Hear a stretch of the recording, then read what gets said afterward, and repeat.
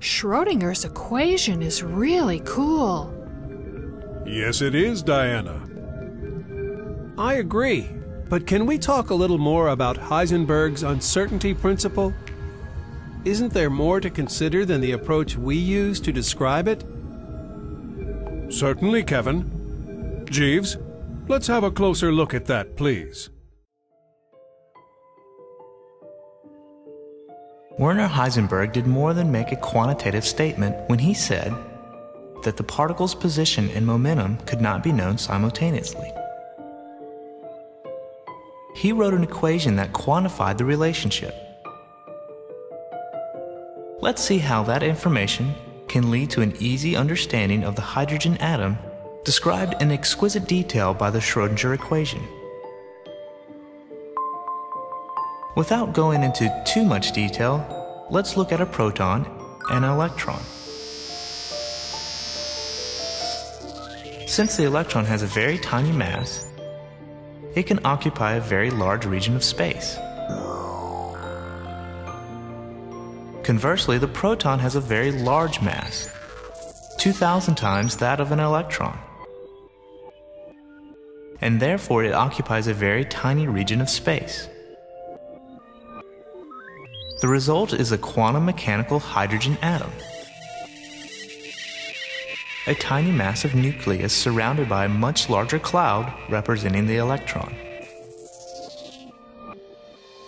If we look at a simple graph relating the probability of finding the electron in a shell at a given distance from the nucleus, we find that as we travel outward from the nucleus, the probability increases at first as the shell expands. It reaches a maximum value and then decreases again as the electron cloud thins to almost nothing at large distances. Amazingly, the radius where the probability reaches a maximum is precisely equal to the radius of the first allowed orbit of Niels Bohr's model of the hydrogen atom. And its energy is exactly equal to the energy of an electron in this orbit in the Bohr atom. So this is a very good picture of a hydrogen atom with an electron in the lowest energy state. The electron occupies a cloud instead of an orbit, but it spends most of its time at the radius predicted as an orbit by the Bohr model. It also spends most of its time possessing the energy that an electron in that orbit would have.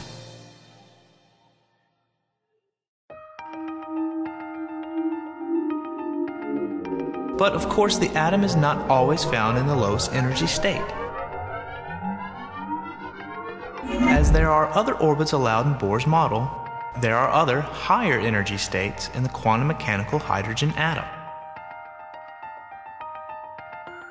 These states are defined primarily by the quantum number n that we talked about earlier. And for each state, the electron has a different energy, which results from the shape of the electron cloud.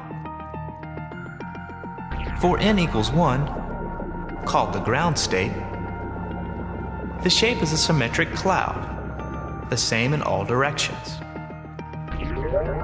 For n equals 2, the shape can take two forms, although both shapes have the same energy. One is a double spherical cloud, one sphere inside the other, while the other shape for n equals 2 is in the shape of a dumbbell. For other values of n, the shapes can be pretty strange, like this torus plus dumbbell shape.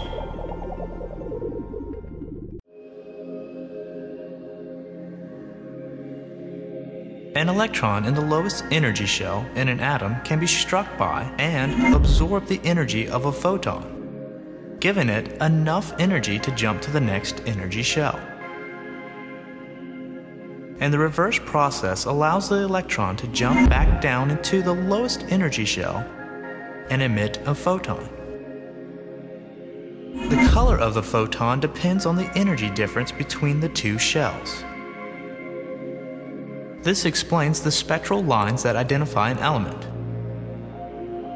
Since white light contains all the colors in the spectrum, when we shine white light on a sample of an element under the right conditions, the atoms absorb all the photons that allow their electrons to jump to other energy shells. So, the absorption spectrum is all the colors in white light minus those that match the difference in energy shells within the atom.